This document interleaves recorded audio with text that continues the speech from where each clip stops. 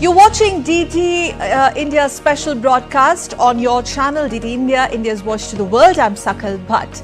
A special broadcast, India at G20 Rio Summit in Brazil. That's a special program where Indian Prime Minister Narendra Modi, as we speak, is in Rio de Janeiro in Brazil to participate in the G20 summit hosted by Brazilian President Luiz Inácio Lula da Silva.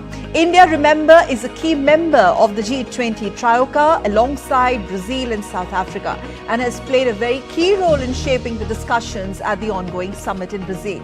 And during the summitry today, Prime Minister of India Narendra Modi will put forward India's positions on various issues of global significance, building on the outcomes from the G20 New Delhi Leaders Declaration and also most pertinently Voice of the Global South summits hosted by India in the past 2 years. We will keep an eye on Prime Minister Modi's engagements at the G20 in Brazil and the summitry level talks with subject experts joining us on this special broadcast. So let's begin.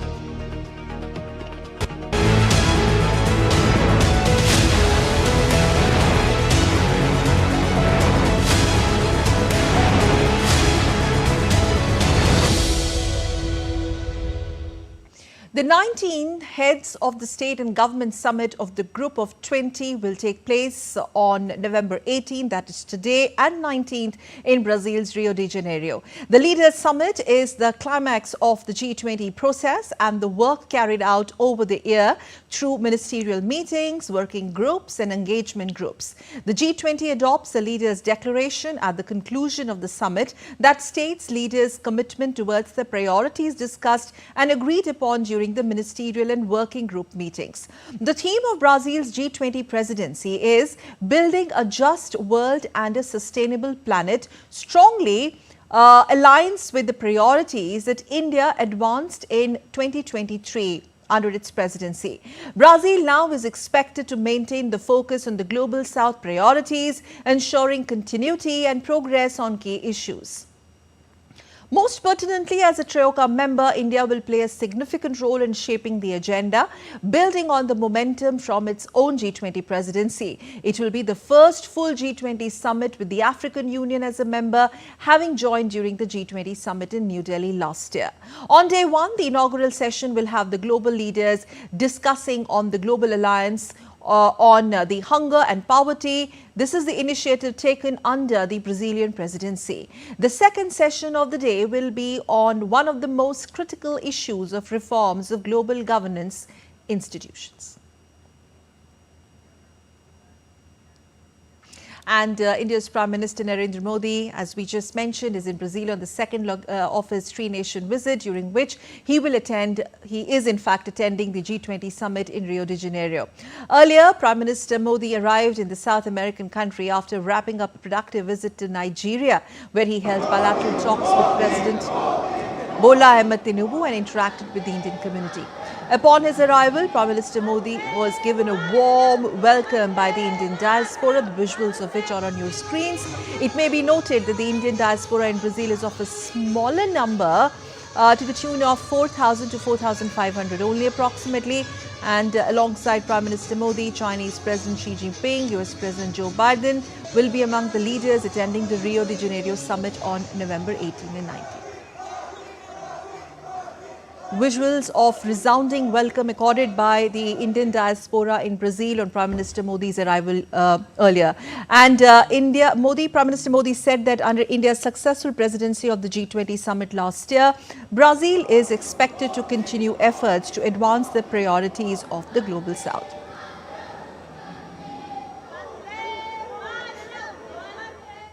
And now, as we move on, let's take a look at the Prime Minister Modi's itinerary at the G20 Leaders Summit in Brazil. Prime Minister will be attending the launch of a Global Alliance Against Hunger and Poverty, after which Prime Minister will be visiting the Museum of Modern Art. That's one of the venues of the summitry. Prime Minister is also scheduled to attend the first session of the G20 titled Fight Against Hunger and Poverty.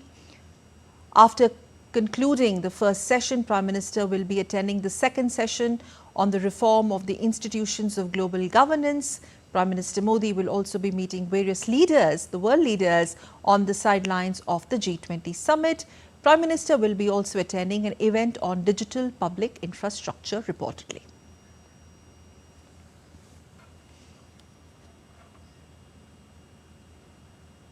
And after Nigeria, Prime Minister Modi, as he's in Rio in Brazil for the 19th G20 summit. G20 is a grouping of the world's 20 largest economies, which includes the European Union and for the first time, the African Union also. DD India's Gautam Roy reports from Rio. Take a look. Brazilian military forces already taking positions at the venue of the 19th G20 meeting taking place in Rio de Janeiro on the 18th and 19th of this month. Prime Minister Narendra Modi will be participating here as well, along with the leaders of the world's 20 largest economies who will be deliberating on key issues such as eliminating hunger and poverty, sustainable development and reform of global institutions. There will be a lot of focus on how to further increase the growth of these economies as well, and global growth too, because that is connected with a lot of problems and challenges that really confront the world apart from the conflicts in both Ukraine and Gaza. Brazil has pulled out all stops to ensure that the sites serving as venues for different G20 related events in Rio de Janeiro are secure.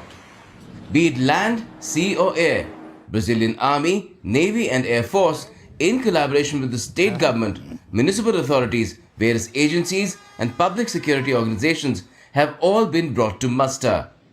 The nation's president, Luiz Inácio Lula da Silva, has invoked Guarantee of Law and Order or GLO special powers, under which the army alone has deployed over 7,500 troops all over the city. They are not only guarding dignitaries and venues, but also working to thwart terrorists, cyber attacks and drones. The Navy is providing maritime security by controlling access to cities' ports, safeguarding coastal areas, protecting critical infrastructure and supporting ground operations. Christ the Redeemer watches over Rio all the time. But for the G20 summit, where delegates of over 60 nations and heads of state and government of over 40 countries are gathering, nothing is being left to chance. Be it the air, the sea or the land, the Army, Navy and the Air Force are going to be watching all proceedings very, very closely to ensure that everything takes place very smoothly without any incident. With cameraperson Loknath, Gautam Roy, Rio, Brazil, DD India.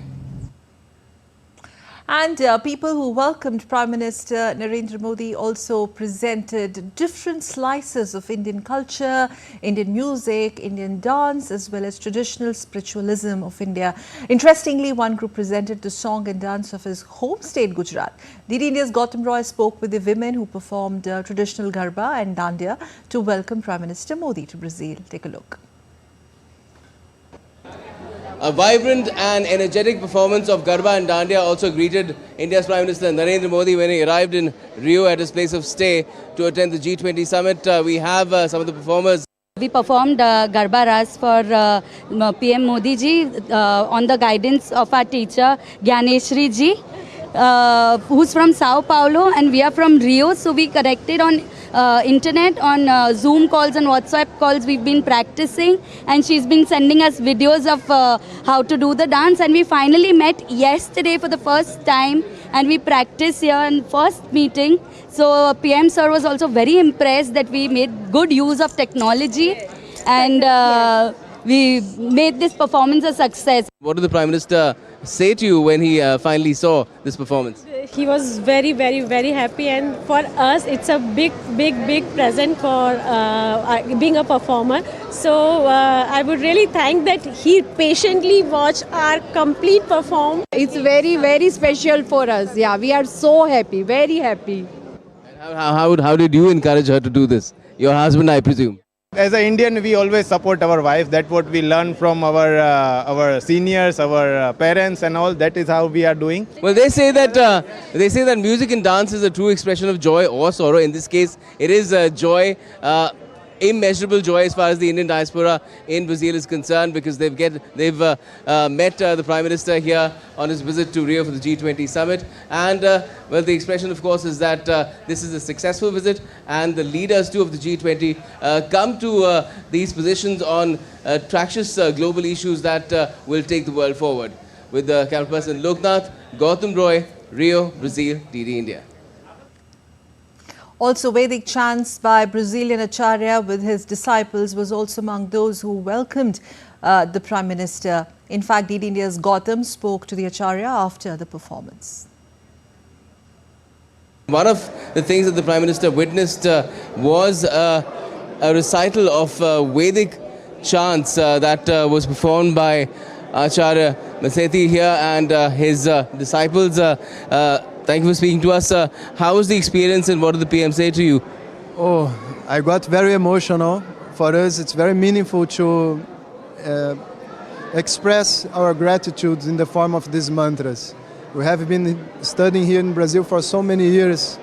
I'm studying for 20 years, each one of us at least 8-10 years. And be able to show our respect and our gratitude is very important for us. And what was the chant about? Did the meaning get conveyed to the Prime Minister? Did he say something about that? Yes. The chanting is about invoking the grace of the Lord Ishvara so that the Vedic knowledge could spread all over the world. And the Prime Minister already knew about you. He's talked about you in his radio program. It's called Man Ki Baat as well. Did he make a mention of that? No. What I understand is that he, on the whole context of what is happening in the Vedic tradition in the world, we here been so far away and with so much people giving so much effort to this knowledge and to spread the Vedic tradition. So that's the reason why he praised us on that moment. And does this also contain a wish for him in terms of having a successful engagement with the other G20 leaders? He's here for the G20 summit. No doubts. All the Vedic prayers are very powerful. And we chanted for Medha, meaning the clarity of mind. And I'm sure that that will be present on G20. Thank you. Thank you for speaking to us. Well, there you have it, Vedic chants for an auspicious start of the Prime Minister's visit to Rio in Brazil this time around for the G20 summit. With camera person Loknath, this is Gautam Roy in Rio for DD India. India and Brazil have had diplomatic relations for over 75 years, and they have also been taking their partnership forward at global stage in forums like BRICS and G20, of course.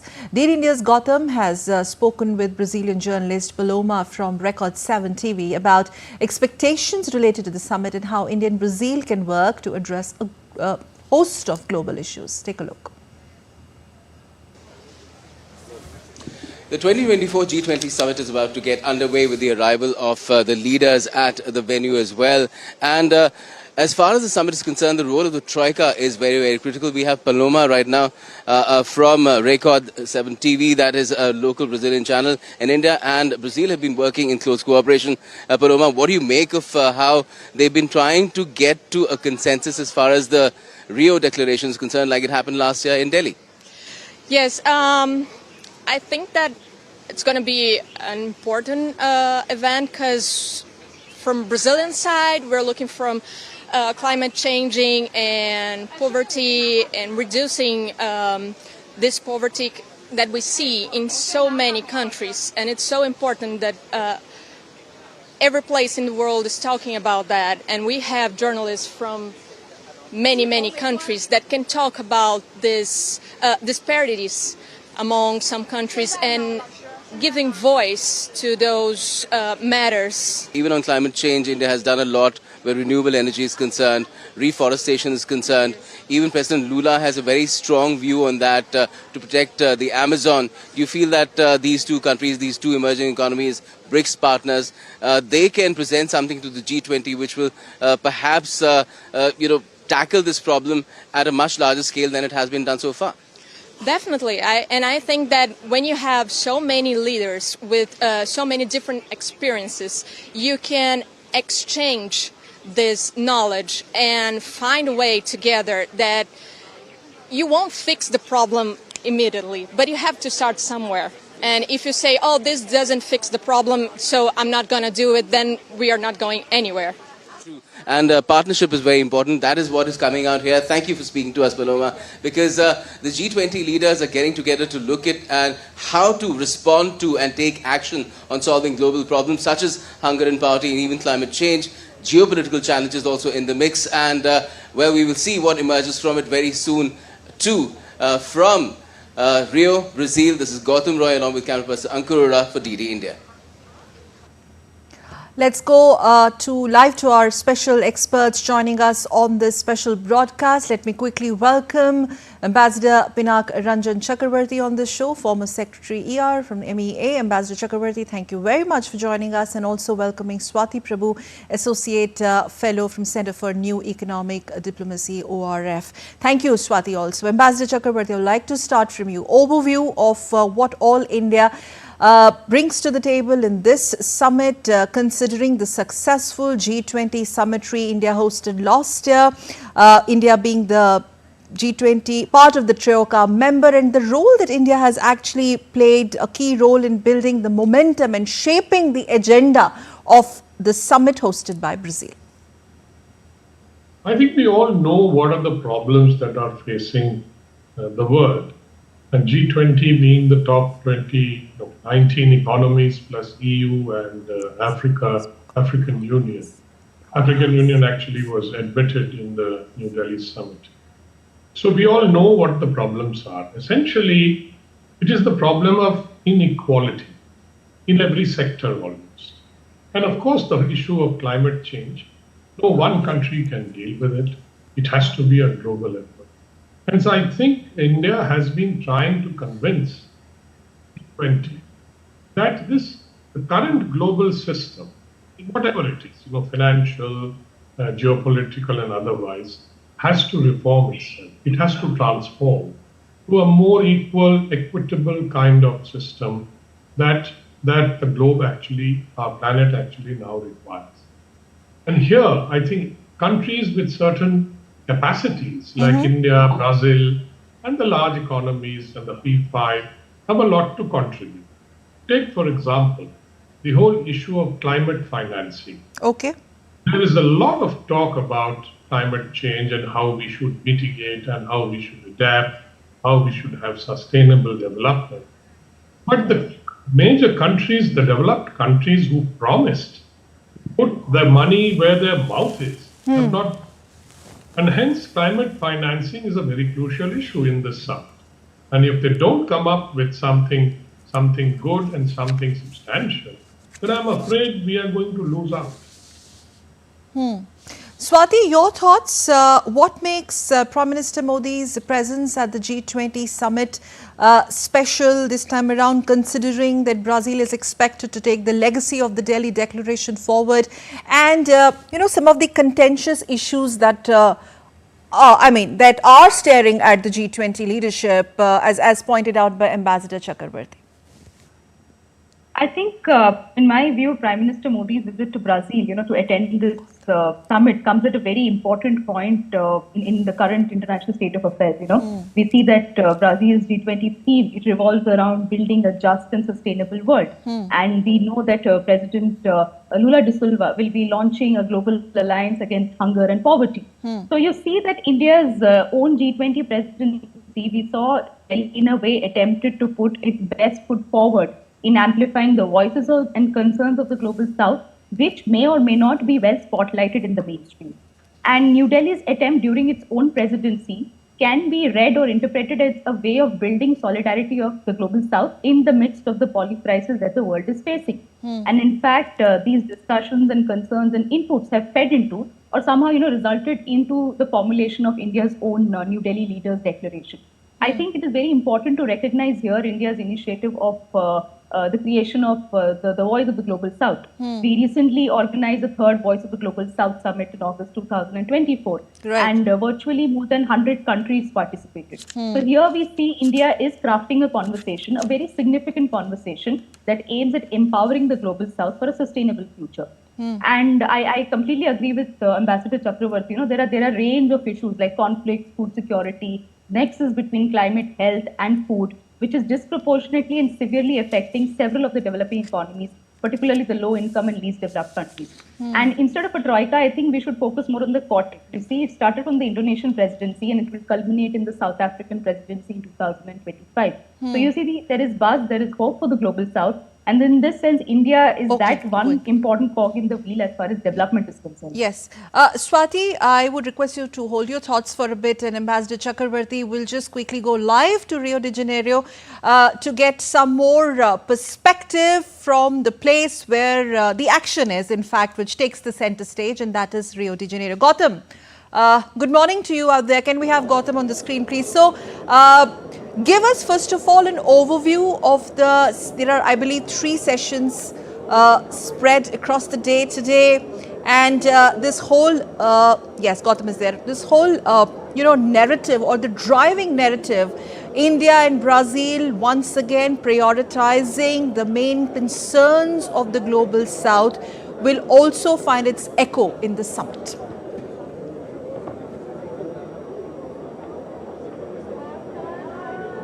Well, certainly, Sakil, I will tell you about the sessions. There are 2 of them today. And, of course, the Global Alliance Against Hunger and Poverty that is also being launched today as well. But let me just give you a sense of where we are at the moment. We're at the media center, where the media from all over the world has been put together. They've been seated together. They're all broadcasting from here, and it's a fairly expansive arrangement. And you can see right behind me there's a screen where you're getting images of all the world leaders arriving as well, one by one. Prime Minister Modi is set to arrive too within a matter of minutes. The set time was around 10 a.m. local time, which is about, if you add 8.5 hours, that's 6:30 p.m.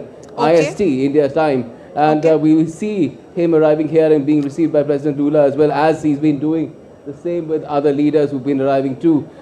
You asked about the sessions, 2 of them taking place today, one against hunger and poverty itself, which the Global Alliance is also about. That is the first thing on the agenda, the Global Alliance against hunger and poverty. And the other is reform of global institutions. That is something both India and Brazil have been seeking as partners. India and Brazil having relations for over the last 75 years. They've been partners in BRICS for more than nearly 3 decades now. And, of course, partners in G20, part of the Troika. India being the host last year and Brazil the host this year. South Africa too is going to take the baton forward from Brazil next year, and they too have been seeking these reforms. So that is something that all these 3 countries and the host country in particular have been stressing. Apart from that, the issue of climate change has been very close to the heart of both Brazil and India.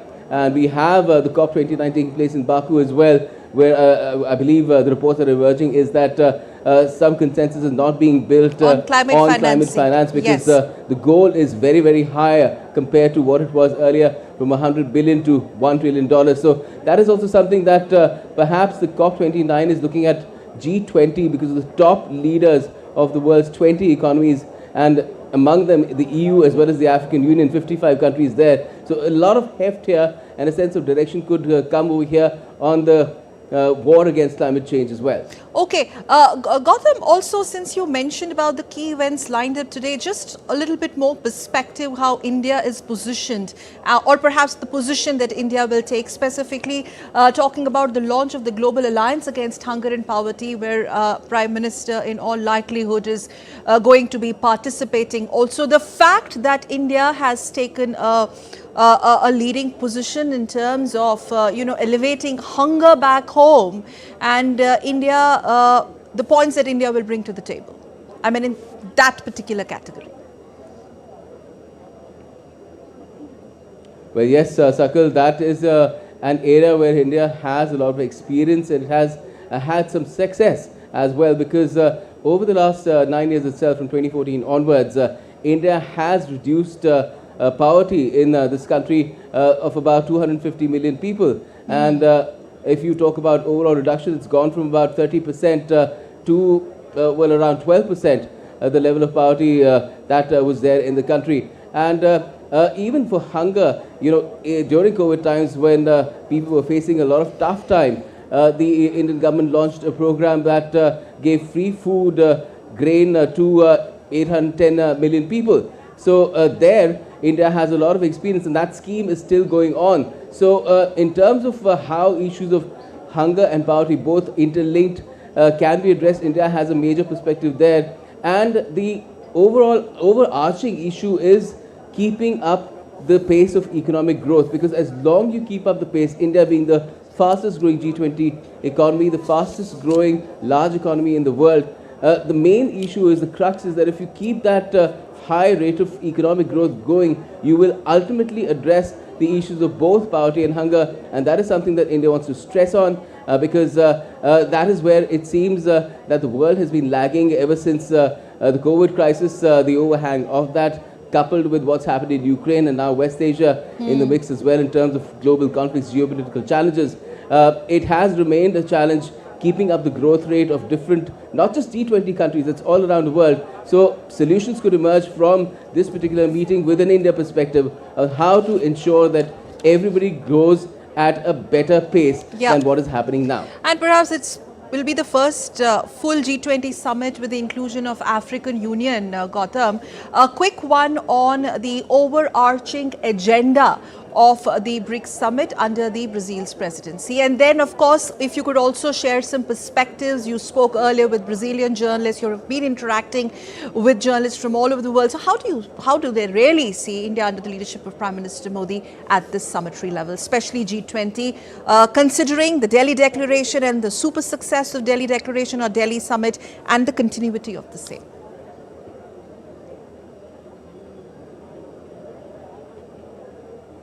Yes, I mean, as far as the Delhi Declaration is concerned, I spoke to India's G20 Sherpa, Amitabh Kant, as well, and he said that they were burning the midnight oil all Saturday night till about 5:30 a.m. They were working on resolving the issues that were still remaining as sticking points, both the issue of climate change and the geopolitical challenges, and he expressed confidence that these will be worked out by the time the leaders come and meet. Well, that time has come, and we'll pretty soon find out if things have got sorted out there, because in Delhi, the Delhi Declaration last year in September, when the G20 summit was held there, came out on the very first day, and today is the first day of this G20 summit in Rio. So we will find out very soon what really happens there. So you spoke about the inclusion of the African Union. That too happened under India's presidency, and this time the African Union here, 55 countries in total, five. I just did 5. Okay. They will be part of the proceedings as well. And the main agenda items that have been identified by Brazil, whether it's the fight against hunger and poverty, reform of global institutions, and addressing the challenges that emerge from climate change and other issues, they are very close to the heart of African nations as well. They also seek a reform of global institutions, particularly where financing and funding of debt is concerned. That is something that has been raised by both India and Brazil at various global stages to ensure that credit is made available on more acceptable and less exploitative terms, and that is something that will be pressed for here as well. Okay, Gautam, also just share your experiences, what you saw, and in fact you've sent us those reports also. What an astounding or resounding welcome being accorded to Prime Minister of India Narendra Modi in Brazil, which, by the way, Indian diaspora is around like 4,000 to 5,000 in numbers, but there was this India's tradition, India's culture, cultural tapestry on wider display, including the Vedic chants. I think that was beautiful.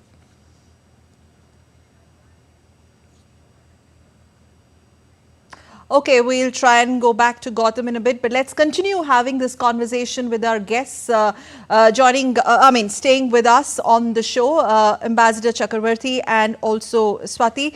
Ambassador Chakravarti, from where Gautam left, if you could just take it forward. Well, there's a lot expected from India, especially the task force for the Global Alliance Against Hunger and Poverty, which has been proposed by Brazil, and that's going to be, in fact, in all likelihood, the first session. Okay, our guests are back. First session being attended by Prime Minister of India. Well, hunger and poverty has been on the global agenda for quite some time. And it is only the G20 that is now trying to get to grips with it. We are used to hunger, we are used to poverty, and as far as India is concerned, it has done its best to tackle all these issues. And we have really succeeded from where we began in 1947. So India's experience is very important. Digital inclusion, for example, the way India has done, would be an important sort of a template for many countries to follow, particularly in the global south. And they are doing it. I must say, acknowledge that they are really doing it and actually adopting many of these practices. So that is one thing. Energy and food security, as we call it, and we in a generic sense, are very important issues for the global south. And India has been promoting these issues of the global south. So the question is, how do you tackle these without tackling the global governance systems? The Bretton Woods, for example, institutions like IMF, World Bank, then the United Nations itself. 1945 it was established when the world was quite different. Today the world is different, but the United Nations is held hostage by the P5 who have the veto, and it's very difficult to get things to change or move. You can see how the United Nations has fared in tackling the problems of the two main wars that are going on in Ukraine and Gaza. They have not really done anything very much apart from providing humanitarian assistance, and that is also because some other countries are providing that kind of humanitarian aid. So I think these are some of the issues. The changes in the global governance system is extremely important. The WTO, for example, there are many sort of such major issues which are grouped under energy security, food security, trade, the financial system, etc. We cannot continue with the current system, which we have inherited after the Second World War, and carry on with this system and expect that this system will deliver to the global south. It has failed to deliver. And I think time has come to change it, and India will play a role in pushing for this change. Let's have Swati's thoughts on it, pointed out by Ambassador Chakrabarti. Interestingly, Swati, you would know, reforming global governance institutions is also one of the sessions. There are three important sessions spread across 2 days. Well, that is important considering the timing, what is happening across the globe. You have Russia, Ukraine, you have Gaza, Israel. This has been an era of elections for various countries. They're grappling with the challenges domestically speaking. And here you have Prime Minister of India, Narendra Modi, coming back, third term, stable government back home, and a world leader, one of the world leaders who many say, or perhaps it's acknowledged that he can play a key role when it comes to peacemaking. Because you do have the session on the reforming global governance institutions. No, I in fact agree with you, and also with Ambassador Chakrabarti when he mentions that hunger and poverty are big sustainability roadblocks as far as several developing countries are concerned. India definitely has been adapting, or has been on a positive trajectory as far as economic growth is concerned, or even fighting some of the developmental challenges are concerned. But then yet again we need to identify that there are several geopolitical complications associated with it. Problems of financing for adaptation, problems of reforming the existing global governance or existing multilateral institutions, which may have become archaic or not that strong enough to address the current challenges, which are multidimensional in nature. Because these challenges are not just focused on the security or the geopolitical part of it, they also are major developmental roadblocks. Now, in this context, as you mentioned, India's engagement, India's own stature, India's own position as compared to the rest of the world, or engagement with the rest of the world, becomes extremely crucial, and particularly with members of the Global South. I think India's own developmental challenges are no less, but it is trying its best to maneuver these geopolitical configurations, these geopolitical interests. It is helping to mobilize resources. It is helping to mobilize finances for meeting the SDG targets. And it is also, as I mentioned in my previous intervention, the Voice of the Global South Summit, it is trying to create a platform for inclusivity and a sense of shared prosperity-driven progress for everyone. So we see the inclusion of African Union as a pertinent example. And India's own development partnership model becomes very important here. We have the ITEC program, as Ambassador Chakrabarti mentioned, sharing of best practices, sharing of digital technologies, sharing of specific expertise on a specific area like energy, solar, renewable, and training young fellows from developing economies to meet their own developmental targets. In this sense, India is weaving its own narrative as far as sustainable development is concerned, for creating an inclusive future for all, and it is also seeking to establish itself or create an identity as a credible and trusted partner. Countries from the global south can approach freely without any conditionalities attached or without any inhibitions. Right. And again, interestingly, you have the strengthening of sustainable development, one of the sessions. Ambassador Chakravarti, your thoughts. There is also this important aspect of continuity and building on the legacy of success of G20 under India's presidency. And we'll not really get into the nitty-gritties of Delhi Declaration, but it's for Brazil to take that legacy forward. Absolutely, and I think Brazil and India have a lot of convergence on these issues. And that is why I think Brazil will be picking on whatever we achieved in the New Delhi summit and carrying it forward. And because Brazil and India share the same kind of concerns, since we are both large, emerging economies. And I'm sure that Brazil and India will work together, along with South Africa, which is the third party in the Troika. So these are issues that are being discussed at many international forums. And G20 is obviously clearly the most powerful and the biggest one. It would represent 85% of global GDP, 2/3 of the population, etc. So I think this is a very important forum, and I wish that they succeed in terms of agreeing to to goals that are implementable. And I think many of these goals require a lot of financing. That financing has to come from those global institutions. So there are going to be some difficult and tricky conversations as well. Of course, there always is in such fora, because you bring in such disparate groups. Ultimately, the bottom line is that those developed countries who have been calling the shots so far have not delivered on these issues. And I think that the rest of the world now expects that they must step up to the plate. And if they don't, then we all sink together, basically. Okay.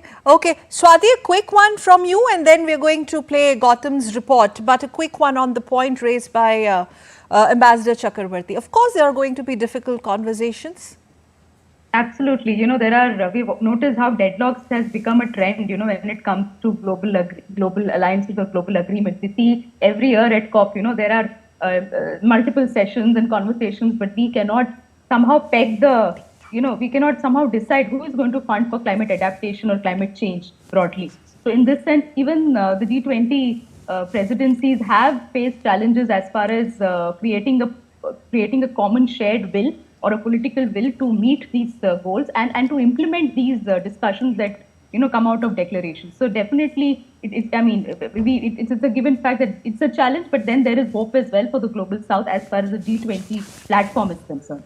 Right. Ambassador Chakravarti and Swati Prabhu, please stay with us. I'm just going to, we will go back once again to some special reports sent by Gautam, our correspondent there in Rio. In fact, he spoke to Indian diaspora from different businesses and professions working in Brazil about how they have been contributing to Brazil's economy. This is just a quick report on the expectation setting as far as Indian diaspora is concerned and how they feel about Prime Minister Modi coming to Brazil.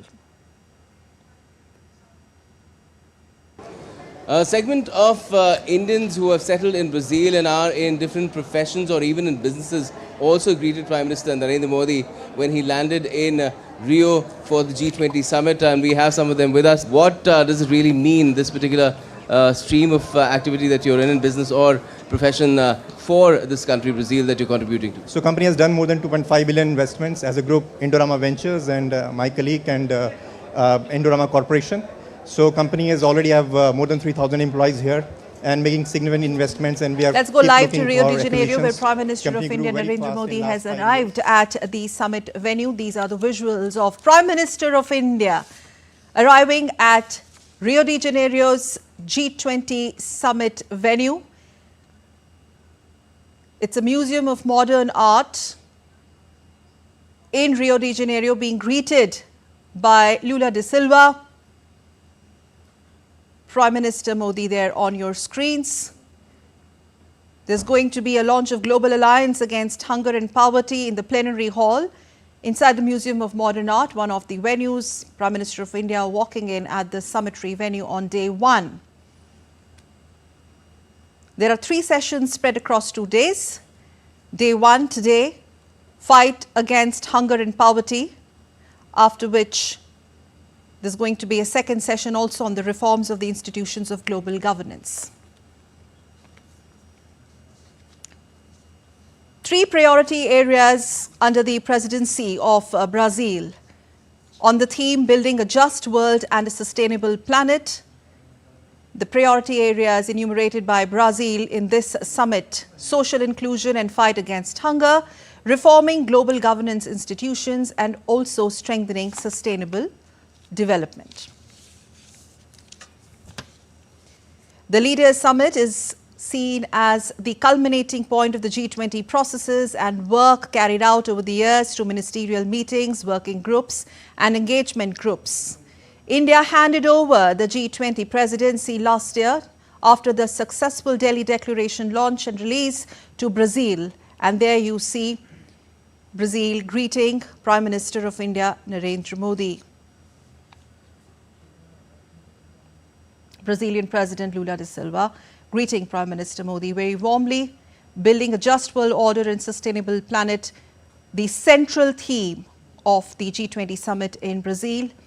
Brazil is expected to maintain focus on the Global South priorities, one of the agendas where India has played a key role, and also to ensure the continuity and progress on key issues when it comes to prime concerns of the Global South. India's role is seen very significant. As a TRIOCA member, India will be playing a significant role under the leadership of Prime Minister Modi. As far as the overarching agenda of this year's summit is concerned, especially building on the momentum from its own G20 presidency last year. Okay, let's go back to our guests. If we can go back to our guests and continue discussing. So what we do know, Swati, coming to you, what we do know that Prime Minister Modi has arrived at the venue, and we will be getting some live inputs in between. But yes, we were talking about what all India brings to the table and these themes, the overarching themes, your thoughts, how India's been central to these themes, particularly the Global South priorities, social inclusion and poverty alleviation. You see, these elements that you mentioned, hunger, poverty, social inclusion, these are very important sustainability roadblocks. A few figures, I think, to paint the global picture. We see that the global working poverty rate, it aggravated particularly during the COVID-19 pandemic, and it has in a way backsliding of sustainable development progress. It has reversed the progress of the world achieved over the years. And global poverty as such slightly increased in 2019. It was 6.9% to 7.7% in 2020. But then again, it declined in 2023. It reached back to 6.9%. And despite progress achieved after pandemic also, 241 million workers globally still stay in extreme poverty. And by 2030, if these current trends continue, around 590 million people will still live in extreme poverty. So you see, the world has several challenges as far as poverty is concerned. And there is food security also. We see that the Brazilian presidency will be launching a global alliance on hunger and poverty, because food security, it's a very interconnected nexus. We have climate, health, and food security. They're all interconnected and all overlapping sustainable development targets, which makes it even difficult for developed and the developing economies to come together. India here, in a way, in a sense, can act as a bridge between the North and South. We witnessed that during India's own G20 presidency, which utilized the G20 as an ideal platform for creating, having a summit on amplifying the voices of the Global South. And India's own role here as a developing economy itself becomes very important. And in this sense, it can not only foster South-South cooperation, it can also foster North-South cooperation in the larger run. So India's role as a bridge in North-South cooperation, interesting point raised by Swati. Ambassador Chakravarti, your thoughts, how do you see this? I mean, under the leadership of Prime Minister Modi, the last 1 decade, this is his 11th attendance at the G20 summit level talks. if you could just help us understand what is India expected to present, on what all issues India is expected to present its stance, global issues in this summit, considering whatever is happening around the globe? Well, I think one of the issues that bothers us a lot is that we need a fairer sort of trading system, for example. And I think how do we get food across to those who need it? And hence there has to be some, like in India, we have a food stockpile. Can we think of a G20 stockpile which can rush food to those who suddenly need it? If there's a famine or, the crops fail in some country in the G20. These are the kind of things we need to do. Or can we have stockpiles in the global south in certain designated countries which will then redistribute it in times of need? And can the G20 contribute either physically with food grains or with money to buy the food grains and help and keep these things? How do we increase employment? Because poverty means that you have to give them employment, which means skilling, which means that they have to be, prepared to get some employment, which means that employment opportunities have to be created, means that small and medium industries have to flourish. There are so many of these issues that, it's impossible to encapsulate them in one short little statement. So these are the things, and every country has a particular experience in dealing with these issues. And they have to pull it, and see how best, how do you pick from this? You can do cherry picking, or you can get experts to say, okay, look, in these countries, in this region, this is going to work, or this is not going to work. That's the kind of detailed planning that is required. And of course, everything requires funding, and that is, as I said earlier, funding arrangements have to be solidified and ready. Okay. Yes, Swati, you want to add to that? Prime Minister Modi, he also said that, prior to attending the summit, his statement that he looks forward to meaningful discussions in keeping with, I think there is an underlying agenda here, with our vision of one earth, one family, one future. This is what India is going to talk about as well. Swati. And it was, by the way, very interesting to see, we can play those visuals again, the kind of warmth, and with that solid handshake, you see the Brazilian president greeting India's Prime Minister Narendra Modi, and they have a little talk there also. That shows the bonhomie and the warmth that both of them share. Yes, Swati. I think it is, you very pertinently mentioned continuing our own theme, which was, one world, one future, one, yes. That creating Vasudhaiva Kutumbakam, that's the identity that we try to foster as through our G20 presidency. And this continuity does not stop till South Africa. I understand that the 2026 presidency goes back again to the P5, but then we have the Voice of the Global South Summit, which will be a yearly annual affair, and we keep seeing participation of members of the Global South, and then we have the inclusion of the African Union. In fact, the BRICS expansion here, which includes countries from the Global South, is another example how we are going to, reform the existing institutional architecture, the global governance, and basically fix multilateralism. We witness this failure of multilateral institutions in the at the outset when the crisis broke out in Ukraine and Gaza, and multiple sustainability challenges faced by sub-Saharan Africa or other regions of the developing world, like the Pacific Islands more specifically. There are natural disasters, there are incidences of extreme weather events, and they don't have access to adaptation techniques. And there is no finance as well. There is no funding mechanism to address their needs. So India also has a forum in the Pacific Islands. We are closely connected with our Pacific Island partners as well. And this is something that not just the Brazilian presidency, but also the South African presidency needs to take it forward. Okay, Swati and Ambassador Chakravarti, will just request you to please stay with us. Let's quickly play out Gautam's another report where India's G20 Sherpa Amitabh Kant has expressed tremendous confidence that consensus would emerge among all member nations over the Rio Declaration on Sunday, the last day before the summit begins. And speaking to DD India's Gautam Roy, Mr. Amitabh Kant said that climate and geopolitical issues still remain the key sticking points. Take a look. A quintessential part of any G20 summit is the leaders' declaration, which the top leaders of the 20 world's biggest economies, they take a position on the key issues that confront the world at the moment. It was a major success for Delhi last year when the Delhi Declaration came out on the first day of the summit itself. How is it going this time? Let's find out from the person who was part and parcel of the process last time as well and essential for a consensus. Amitabh Kant, G20, India's G20 summit with us. Mr. Kant, how is it going this time around? It's very tough, very intense, very complex. Discussions are going on. We've had about 36 hours of non-stop negotiations. Complex issues are climate, the complex issues are geopolitics, but we were able to solve it during New Delhi Leaders Declaration. You saw consensus all over, and we are hopeful that we'll help Brazil, assist and support them to arrive at a consensus. India will play a very key and a critical role in assisting and supporting Brazil. As climate, is it climate finance? And on when you mention geopolitics, is it Gaza, Ukraine, both, either? So climate is complex because this is for the first time that COP discussions are also going on in Baku.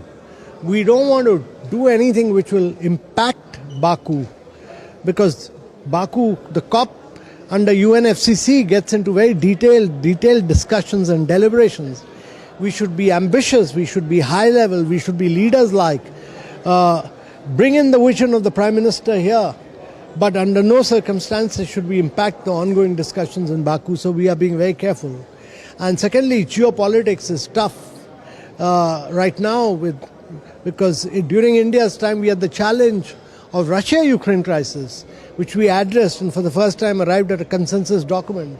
But now you have a conflict in Middle East where there's a huge humanitarian crisis. So all these issues are being discussed. Today will probably be the last round of discussion and hopefully we should find some solution by the end of the day. Sounds great. Thank you for joining us. And so there you have it, Amitabh Kant saying that still now things have not been worked out for the leaders' declaration. But although climate and the issues of geopolitics in both Gaza and West Asia remain contentious matters, he's quite confident that a consensus will emerge before the leaders meet for the G20 summit in Rio.